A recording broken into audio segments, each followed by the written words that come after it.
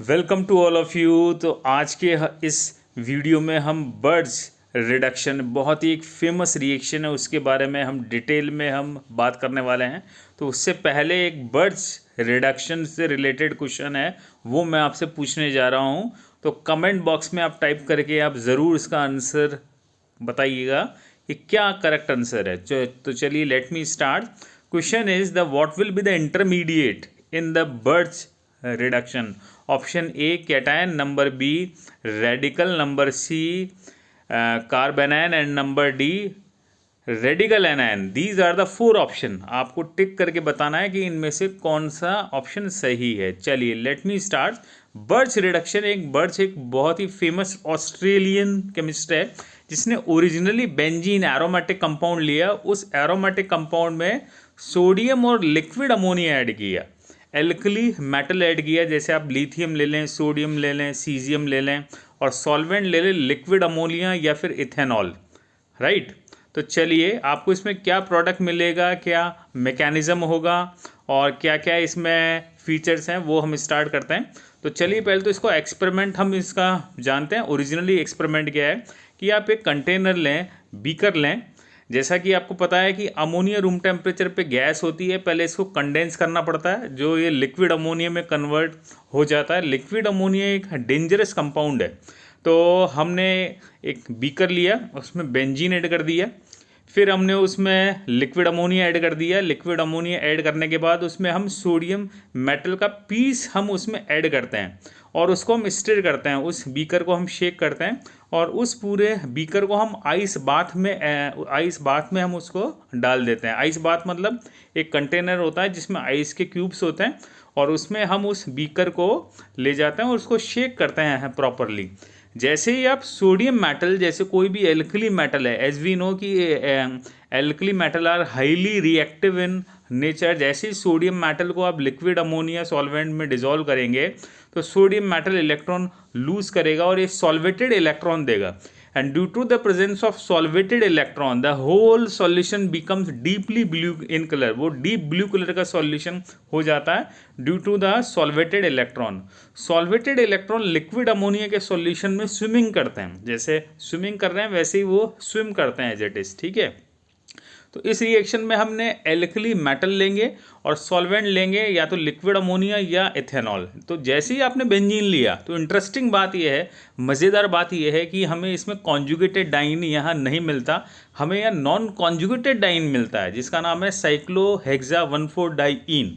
अब क्वेश्चन आता है कि हमें कॉन्जुगेटेड डाइन क्यों नहीं मिला, जबकि कॉन्जुगेटेड डाइन तो रेजोनेंस स्टेबलाइज होता है, वो हमें यहाँ क्यों नहीं मिला, वो हम यहाँ एक्सप्लोर करने जा रहे हैं। तो इस रिएक्शन की मैकेनिज्म के दौरान क्या होता है, मेटल की प्रेजेंस में होमोलिसिस होता है, होमोलिटिक क्लीवेज होता है और इंटरमीडिएट फ्री रेडिकल बनता है। तो पहले वो पाई बॉन्ड का होमोलिटिक ये करता है, क्लीवेज करता है, और क्लीवेज करने के बाद पहले इलेक्ट्रॉन ऐड होता है, then proton, then electron, then proton. तो हमेशा बर्ज रिडक्शन आप कोई से भी कंपाउंड का ले लें, whatever compound you will use in the Birch reduction, पहले स्टेप में इलेक्ट्रॉन जुड़ेगा, then proton, then electron, then proton, मतलब 2 बार इलेक्ट्रॉन और 2 बार प्रोटॉन ऐड होता है और ये ऑल्टरनेट होता है। तो ओवरऑल दो इलेक्ट्रॉन और 2 प्रोटॉन ऐड होता है, और addition of proton, addition of hydrogen, as we know it is known as reduction. ठीक है। तो ये एक तरह की रिडक्शन रिएक्शन है। तो हमें यहाँ रेडिकल एनायन फॉर्म होता है और रेडिकल एनायन ट्रांसफॉर्म में स्टेबल होता है। रेडिकल एनायन जो है वो अपोजिट पोजीशन पे बनेगा, जैसे 1 पे मान लो रेडिकल है तो 4th पोजीशन पे एनायन बनेगा, क्योंकि वो स्टेबल होगा, क्योंकि वो जो ओवरऑल रिपल्शन कम हो जाएगा उस वजह से 1,4 पोजीशन पे बनता है। और हमें फाइनली साइक्लोहेक्सा 1,4-डाइन एज ए मेजर प्रोडक्ट हमें यहाँ मिलता है। ठीक है। तो ये तो इसका मैकेनिज्म हो गया। ठीक है। अब मान लीजिए आपने ब्यूट-2 आइन ले लिया, तो ब्यूट-2 आइन ले लिया तो उसमें सोडियम और लिक्विड अमोनिया आप ऐड करोगे तो we got the trans two butene as a major product.